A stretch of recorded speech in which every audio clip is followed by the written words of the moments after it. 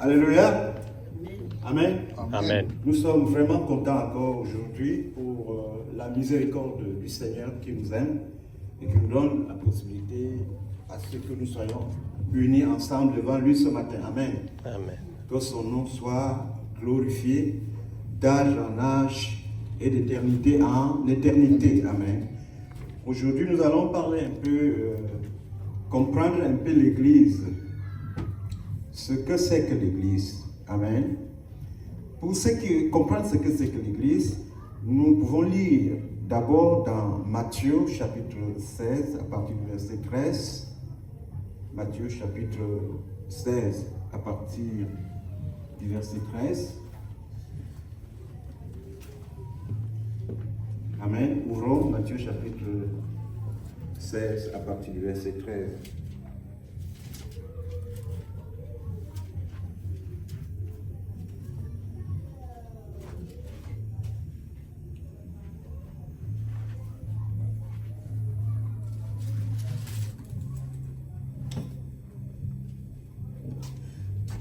Jésus se rendit dans la région proche de Césarée de Philippe.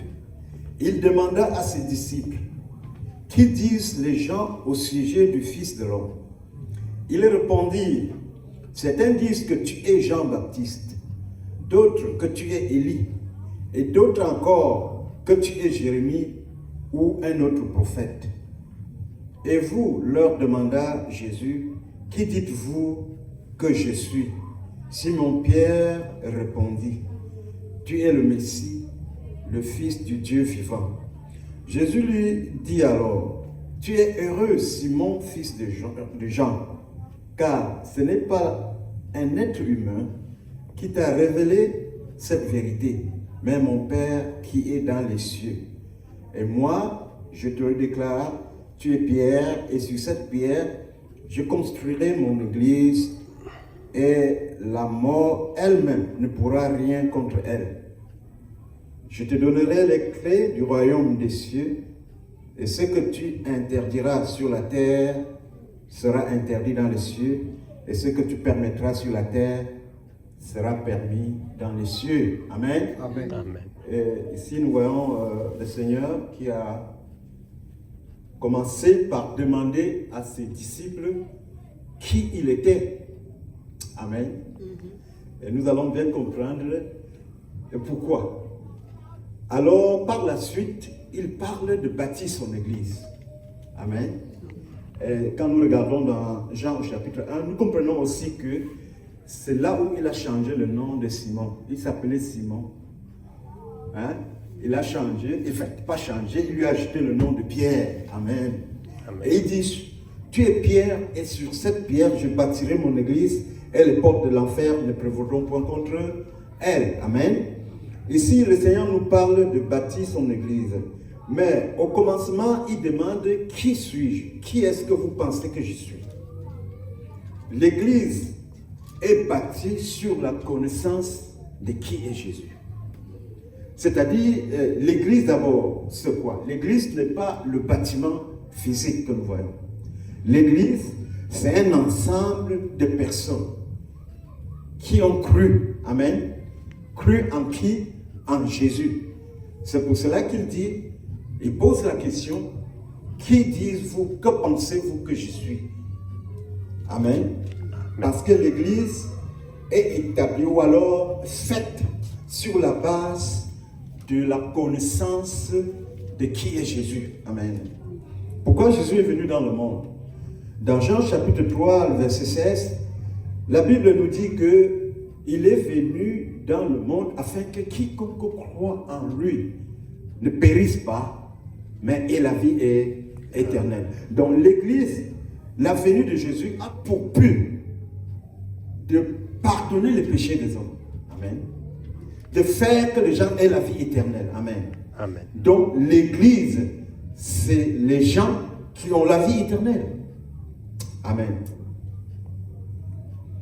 Donc, quand nous regardons dans le livre de 1 Corinthiens au chapitre 12, verset 13, il est écrit là-bas, vous avez été baptisés d'un seul esprit pour former un seul corps. Amen. Amen. Amen. Donc, l'Église, c'est l'ensemble des croyants. Et l'autre preuve se trouve dans Actes des Apôtres, chapitre 9, quand l'apôtre Paul était allé voir, il n'était pas apôtre, il était encore Saül, docteur de la loi, qui avait étudié chez un maître très connu, très respecté, lui-même très grand. Il partait alors à Damas pour arrêter ceux qui croyaient en Jésus-Christ, afin de les mettre en prison parce qu'ils croyaient que c'était une secte pernicieuse. Donc, sur le chemin, le Seigneur va l'apparaître sous la forme d'une lumière inaccessible qui va l'aveugler et va lui poser la question: Saül, Saül, pourquoi me persécutes-tu? Il va répondre: qui es-tu, Seigneur? Il dit: c'est moi, Jésus, que tu persécutes. Donc, il ne persécutait pas Jésus en tant que lui-même là, mais il persécutait l'Église. Amen. Amen. Donc, l'Église est le corps de Christ. Alléluia. C'est pourquoi l'apôtre Paul explique dans le livre de Corinthiens que tous, nous avons été baptisés du même Saint-Esprit pour former un seul corps qui est le corps de Jésus-Christ. Alléluia. Amen. Dans le livre de Marc, au chapitre 4, verset 11, Marc chapitre 4, verset 11, je ne sais pas si quelqu'un peut le voir, on peut le lire rapidement.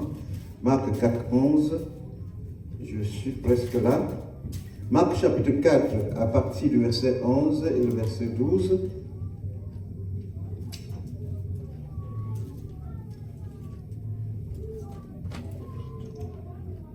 Voilà, le verset 11. Il leur répondit: vous avez reçu, vous, le secret du royaume des dieux, mais les autres gens entendent toutes choses sous forme de paraboles, afin qu'ils puissent bien regarder, mais sans vraiment voir. Amen. J'aime cette version. Hein? Ils puissent bien entendre, mais sans vraiment comprendre. Sinon, ils se tourneraient vers Dieu et Dieu le pardonnerait. Amen. Ça, c'est une version, je ne sais pas quelle version ça va, c'est une bonne version. Là. Il dit que, c'est-à-dire, à vous qui êtes du royaume, il vous a été donné de connaître le secret. Amen. Mais pour tous ceux qui sont de dehors, c'est-à-dire ceux qui ne sont pas de l'église, on les parle en parabole. Amen. De peur qu'en regardant, ils puissent voir, ou bien, n'est-ce pas, en écoutant, ils puissent comprendre, afin de se confesser et avoir leurs péchés pardonnés pour être sauvés. Ça, c'est ce qu'il est en train de te dire. Donc, l'église, ce sont les gens qui se sont repentis. Amen. Qui ont dit: ouais, j'ai fait de mauvaises choses, il faut que je change. Amen. Ils se tournent vers Dieu, ils se sont repentis. C'est pourquoi Jésus dit ici qu'il y a certaines catégories de personnes. Je pourrais dire ici que c'est livré. C'est les gens qui ne sont là sur la terre pour perturber. Même si tu fais comment, ils ne vont pas changer. Même si tu viens là, tu dis que bon, on te prend apôtre parmi les apôtres. On lui dit: bon, même les cotisations d'argent qu'on donne là, c'est toi qui gardes. Il va finir par trahir le Seigneur. Parce qu'il s'appelle le fils de la perdition. Amen. Donc, c'est pourquoi Jésus parle ici d'une catégorie de personnes, des gens de dehors. Hein? D'autres gens qui ne peuvent pas se repentir. Amen. Parce que la repentance, c'est l'âme dans l'église, c'est l'âme de l'église. Il faut se repentir. Amen. Il dit que pour que le péché soit pardonné, ils doivent se repentir. C'est vraiment important, la repentance. Amen. Amen. Donc, on ne peut pas parler de l'église sans croire en Jésus-Christ. On ne peut pas parler de l'église sans la conversion et la repentance. L'église, c'est l'ensemble des gens qui ont cru en Jésus et qui se sont repentis. Amen. C'est-à-dire qui ont dit: j'ai fait de mauvaises choses, Seigneur, pardonne-moi. Amen. Amen. Désormais, je ne veux plus faire, aide-moi à ne plus faire de mauvaises choses, Seigneur. Et la Bible dit que celui qui vient à moi, je ne le mettrai pas dehors. Venez à moi, vous tous qui êtes chargés et fatigués, et je vous donnerai du repos. Il convient pour moi maintenant de revenir, de parler de croire en Jésus en tant que qui? Il y en a qui ont cru en Jésus en tant que prophète dans leur religion et dit que Jésus est un grand prophète. Mais non, il ne s'agit pas de croire en Jésus en tant que prophète. Amen. D'autres ont pris Jésus comme un imposteur. Hein? Les démons croient aussi en Jésus et tremblent. Mais ce n'est pas de cette foi de bas niveau là. Jésus lui-même a donné des indications. Amen. Les indications sont dans la Bible.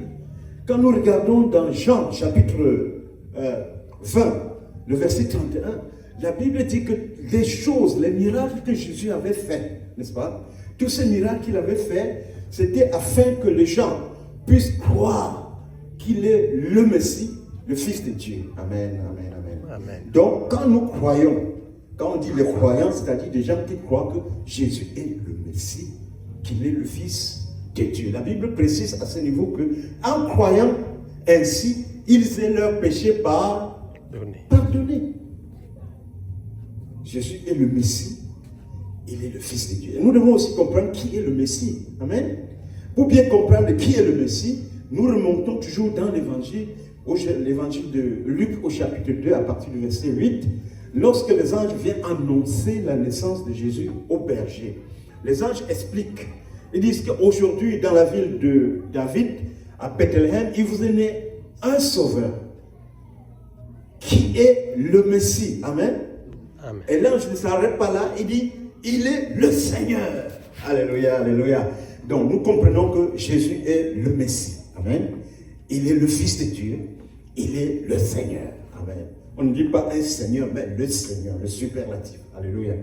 Et quand nous regardons aussi dans d'autres textes des Écritures, il nous est dit que, écoute Israël, l'Éternel, votre Dieu est l'unique Seigneur.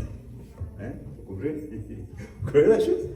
L'Éternel, votre Dieu est l'unique Seigneur.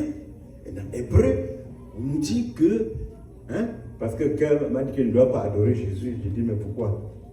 Tous les anges de Dieu l'adorent. Moi, qui suis-je pour ne pas l'adorer? Dans Hébreu, au chapitre 1, verset 6, on dit que Dieu demande à tous les anges, ces anges doivent l'adorer. Amen, amen, amen, amen.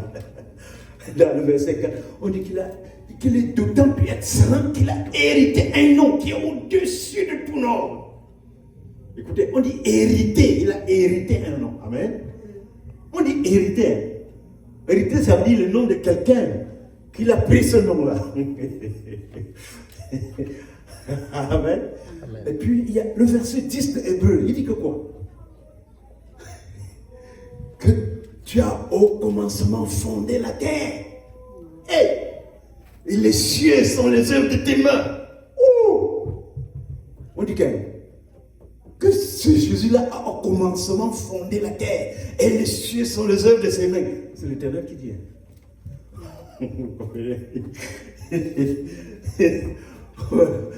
Et ça c'est très important parce que dans Jean au chapitre 8 verset 24, le Seigneur Jésus parlant aux Juifs a dit aux Juifs qui se croyaient être enfants d'Abraham. En tout cas, c'était la postérité d'Abraham, les descendants d'Abraham. Amen. Jésus leur a dit que si vous ne croyez pas qui je suis, vous mourrez dans vos péchés. On lui dit, mais qui es-tu donc? Il dit que c'est lui dont je vous parle dès le commencement. Moïse, votre père, a désiré voir mes jours. Mais comment? C'est pas possible. Il dit que Moïse, d'abord, il dit que c'est leur père, alors que lui, il n'est qu'un jeune homme parmi les gens. Il dit que Moïse, votre père, a désiré voir mes jours. Non, il dit Abraham, pardon, je m'excuse. Abraham, votre père, a désiré voir mes jours. Et quand il les a vus, il s'est réjoui. Et il n'est qu'un petit, il est un jeune. Dans le trentaine, si on le regarde comme ça, non, n'avons-nous pas raison de dire que tu es fou?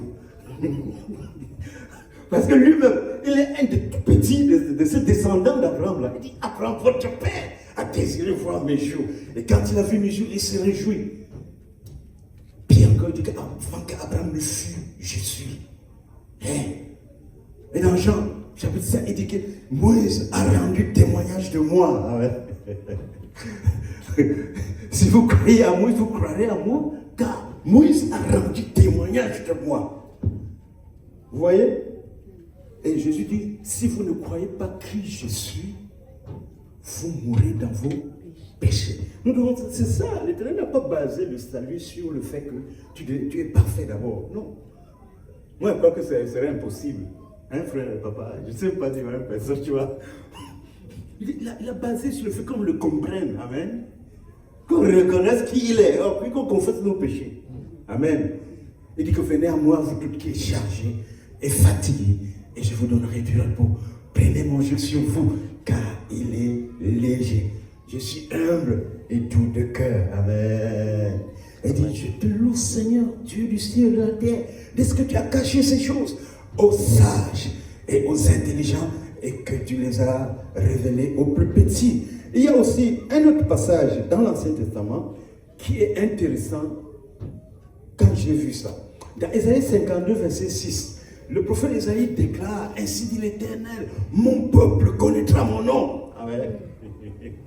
Mon peuple connaîtra mon nom. Et nous venons de lire, il a hérité un nom d'autant plus excellent que celui des anges. Amen. Mon peuple connaîtra mon nom. Et puis maintenant dans Jean chapitre 17, pendant que le Seigneur prie, dans Jean 17, verset 11, Jean 17, verset 11, Jean 17, je vais regarder ici, Jean 17, verset 11. C'est très important, mon frère. J'ai regardé dans toutes les versions de Bible. J'ai vu que le verset est exactement ça dans 7 versions différentes, c'est-à-dire Thomson, Darby, Seymour, la Bible Top des catholiques, Louis II 21, New International Version, Gédéon. Tous ces 7 Bibles ont les versets de cette façon. Je lis le verset ici. Ça, c'est le verset 11. Jean 17, 11. Quand le Seigneur peut le prier, qu'est-ce qu'il dit? Verset 11. Je ne suis plus dans le monde, mais eux, ils sont dans le monde. Moi, je vais à toi, Père Saint. Garde-les par le pouvoir de ton nom. Le nom que tu m'as donné. Je ne sais pas quelle est la version. Ça, c'est quelle version? Français courant. Français courant. Ah, vous voyez? Il dit, garde-le par ton nom. Le nom que tu m'as donné. Ah. Dans le verset, il dit, Seigneur, je leur ai fait connaître ton nom. Amen. Frère, le salut est basé sur la connaissance de qui est Jésus. Amen.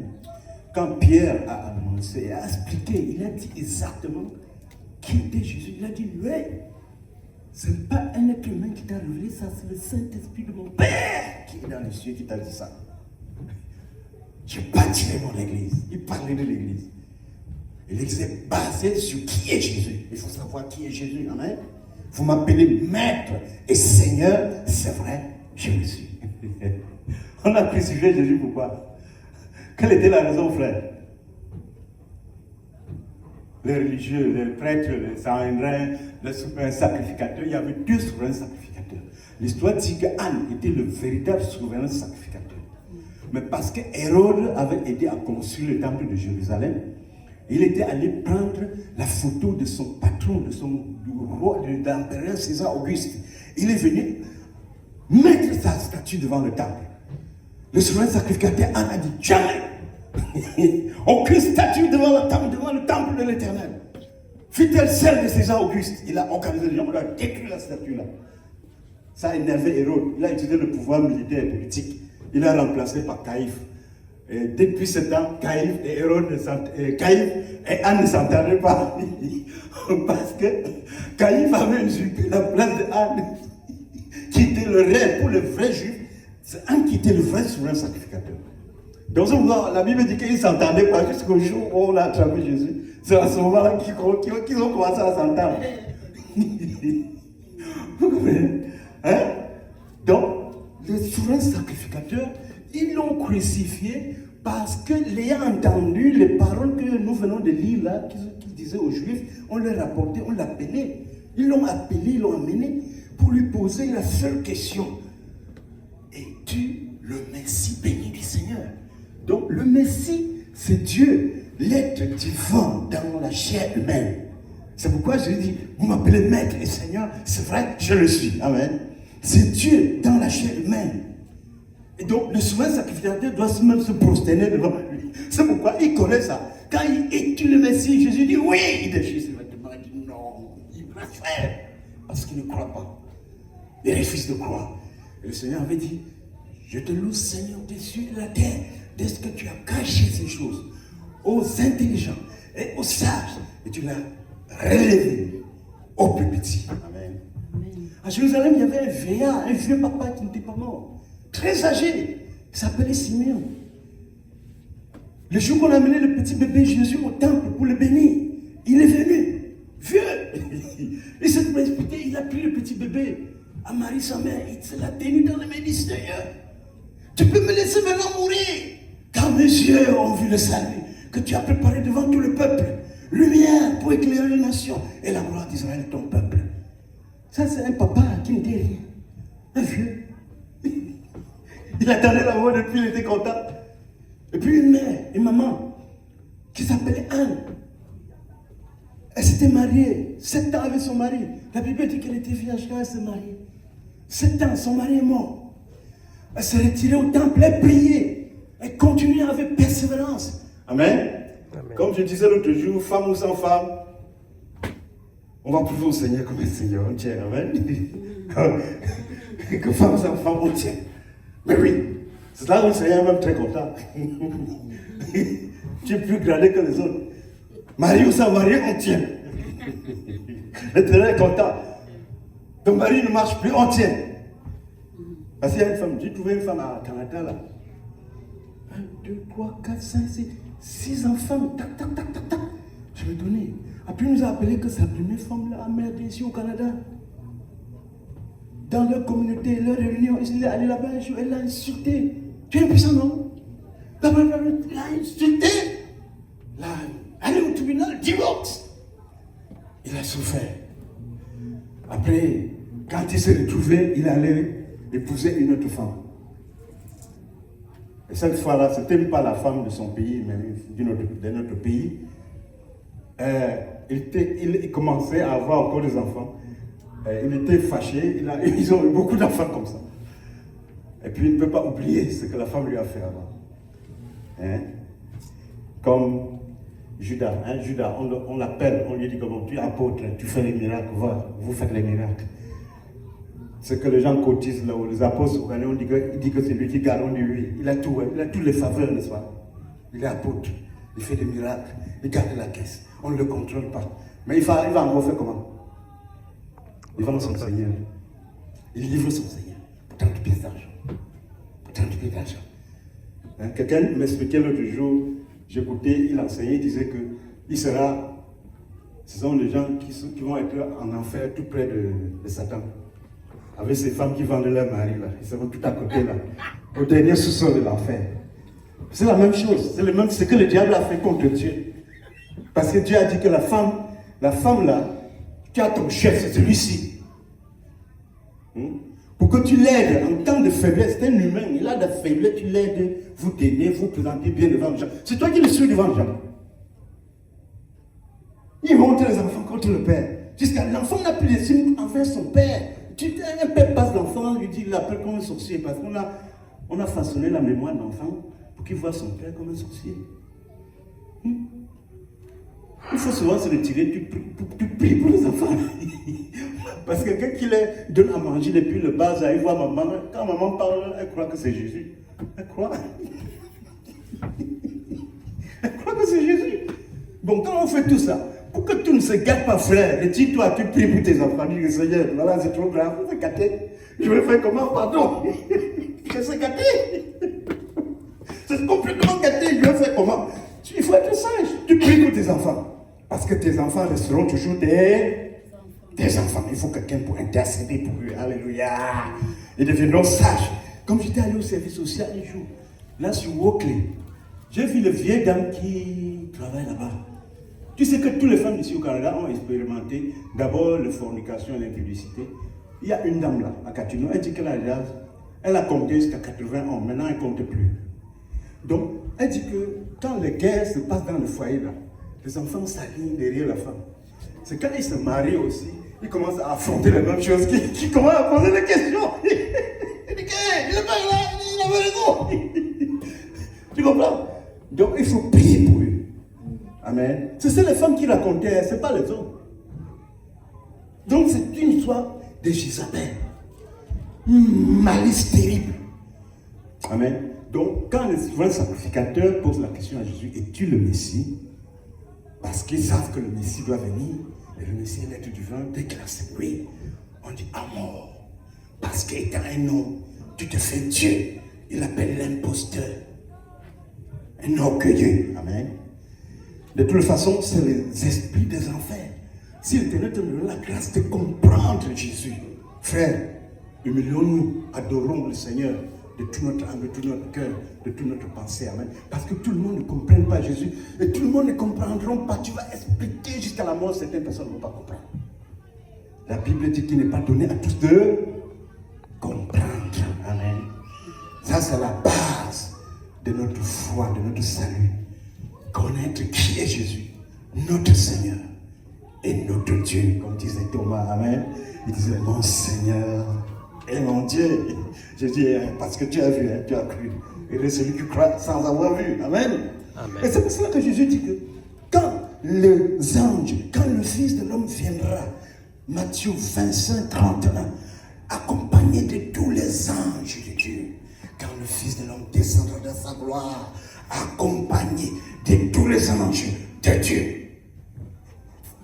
Tout pouvoir m'a été donné dans les cieux et sur la terre. Il a été un nom qui est au-dessus de tout nom. C'est pourquoi au nom de Jésus, tout genou fléchit et toute bouche confesse que Jésus est Seigneur à la gloire de Dieu le Père. Amen. C'est pourquoi aussi on dit que faites tout par le nom de Jésus. Colossiens chapitre 3 verset 17. Amen. Jésus le Seigneur des Seigneurs, Jésus le Roi des Rois, Jésus le chemin, la vérité et la vie. L'Hébreu dit que lui, il a fondé la terre et les cieux. Ça se confond, non? Au commencement, Dieu créa les cieux et la terre. Maintenant, on nous dit un peu que c'est lui qui a fondé les cieux et la terre. Jean chapitre 1, il a créé toutes choses, les visibles et les invisibles. Colossiens chapitre 1, verset 16. Toutes les dominations, le pouvoir, le physique, la puissance, l'argent, l'autorité, tout a été fait par lui et pour lui. Il s'est rendu trop petit, frère. Trop petit, c'est son habitude. Quand il s'était ressuscité là, il vient, il ne veut pas venir tout le temps comme ouvertement, comme il est. Non, il ne veut pas. Jusqu'à Simon, quand il va là, Simon va en train de pêcher, mais Simon vient en train de pêcher, il dit lance ton filet de ce côté. Il ne connaît même pas que c'est lui. Quand il lance le filet, il dit on a travaillé toute la nuit, mais comme tu bon, je vais essayer. Il lance. Tous les filets se rompent parce que les poissons étaient pleins dedans. Il a dit c'est lui.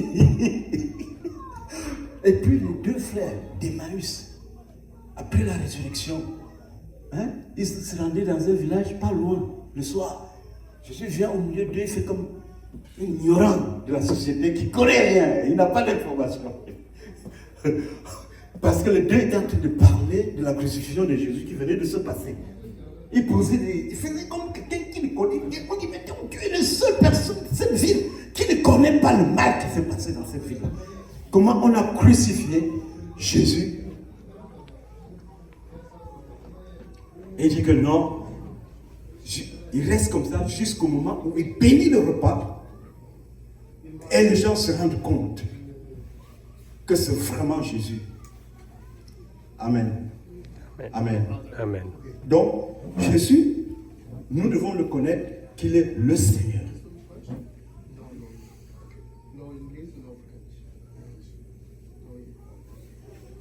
Alléluia. Nous devons savoir que Jésus est le Seigneur. Amen. Amen. Que Jésus est le Christ, le Messie. Amen. Amen. Que Jésus a tout le pouvoir dans les cieux et sur la terre. Amen. Que c'est lui qui a créé toutes choses. Les visibles, c'est les invisibles. Tous les pouvoirs, l'autorité même dans le monde, tout ça est sous son contrôle. Amen. Amen. Amen, amen. Amen. Il dit que tout pouvoir m'a été donné dans les cieux et sur la terre. C'est pour ça que Jésus demande, vous croyez en moi en tant que qui? You believe in me as who? You believe in me as who? Because Jesus is the Messiah. Jesus is the Messiah. The Messiah means God in a human being. That's why they sentenced him into death. Because he accepted before them that he was the Messiah. Parce qu'il avait accepté qu'il était le Messie. Vous comprenez? On l'a condamné à mort. Mais rappelons-nous que Jésus a dit, je te loue Seigneur du ciel et de la terre, dès que tu as caché ces choses aux sages et aux intelligents de la terre, et tu les as révélées aux plus petits. Nous sommes les plus petits. Moi-même, je n'étais rien. Reculé loin. Je peux pas, le temps ne me permet pas de dire d'où je sors. Mais j'étais très loin. Et le Seigneur m'a ramené. Amen, amen. Amen. Amen. Et l'église, ce n'est pas des gens qui vivent dans le bonheur. Ce n'est pas des gens qui sont toujours dans le confort. Non. L'église est régulièrement persécutée. Amen. Il faut savoir ça, que l'église est persécutée. Il est persécuté par l'esprit des abîmes, l'esprit de l'enfer, l'esprit de la perdition. Et c'est pour ça que le Seigneur a dit dans Jean chapitre 15, verset 18 à 19, si le monde vous haït, sachez qu'il m'a haï avant vous. Si vous étiez du monde, le monde aimerait ce qui est sien. Amen. Amen. Si le monde me hait, sachez qu'il m'a haï avant vous. Alléluia. Si vous étiez du monde, le monde aimerait ce qui est sien. Amen. Donc dans Actes chapitre 13, au verset 45 à 48, on va voir que l'apôtre Paul et Barnabas sont allés prêcher dans une ville. Ils ont prêché, il y avait beaucoup de convertis. En arrivant dans la ville, il y avait les Juifs qui étaient de la synagogue. La même chose que les gens du temple à Jérusalem. Quand ils ont prêché, les Juifs n'étaient pas contents. Ils ont organisé les gens et ils se sont montés contre Paul et Barnabas pour les chasser de la ville. Et dans le livre des Actes, chapitre 14, verset 19 à 22, nous apprenons que Paul a été fessé 40 pour moins 1, 5 fois. On l'a lapidé 3 fois, on croit qu'il est mort. Il y a même un endroit où les gens ont juré qu'ils ne vont plus manger ni boire jusqu'à ce qu'ils aient tué Paul. Amen. Amen. Si vous étiez du monde, le monde aimerait ce qui est sien. Il ne faut pas s'attendre à un grand confort. Si ça ne vient pas par les ennemis de l'extérieur. D'ailleurs, Jésus a dit que l'homme aura pour ennemi, c'est-à-dire l'homme, le membre de l'église aura pour ennemi les gens de sa propre maison. Et c'est l'ennemi qui fait ça.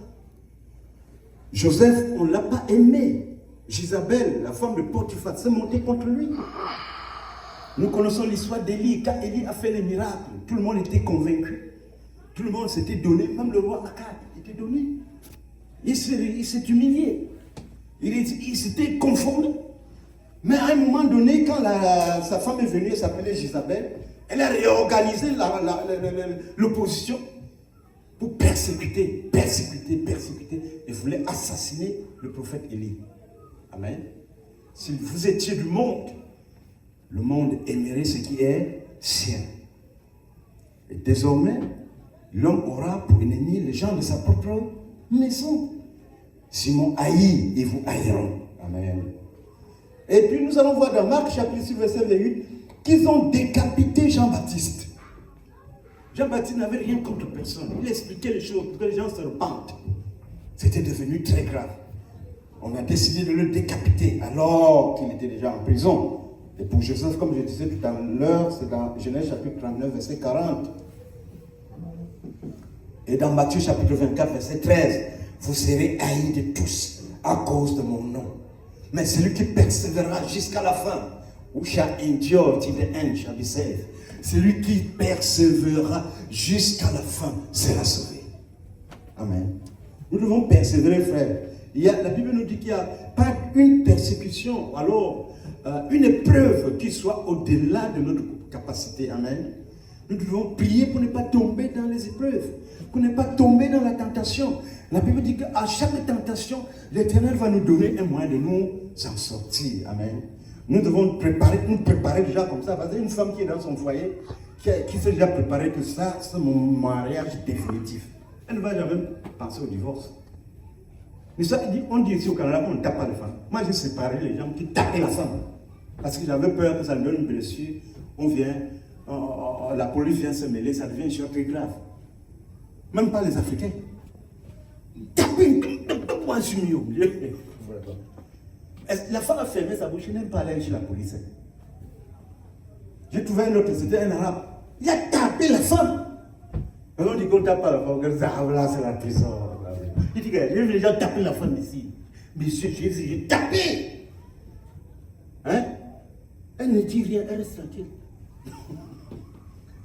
Une femme qui a décidé, voici mon mariage. Quand ça vient, elle supporte. Parce que Dieu donne avec contrôle. Tu ne peux pas lui donner ce qui te dépasse. Vous avez compris? C'est écrit dans 1 Corinthiens chapitre 10 que Dieu gère les tentations qu'il accorde à chacun.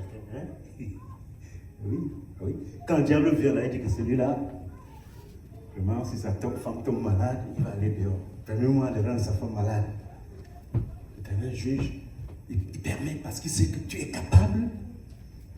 Femme ou sans femme, tu restes intègre. Amen.